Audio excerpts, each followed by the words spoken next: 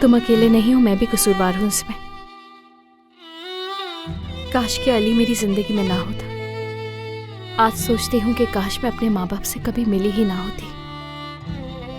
काश के अनम को फरहत के बारे में पहले ही बता दिया होता मैंने, लेकिन सब आनन फानन हो गया। मैं क्या करूं?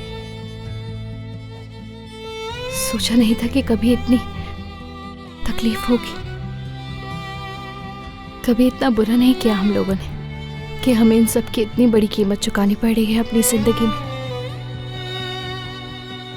कुछ समझ नहीं आ रहा, लेकिन हम भी तो इंसान हैं, खता के पुतले हैं हम। लेकिन अम्मी कहती हैं जिंदगी चलती रहनी चाहिए, अपने आप को दुख मत दो, आगे बढ़ते रहना चाहिए। हम दर्द से जुड़े बैठे रहेंगे तो कुछ भी चल नहीं पाएगा।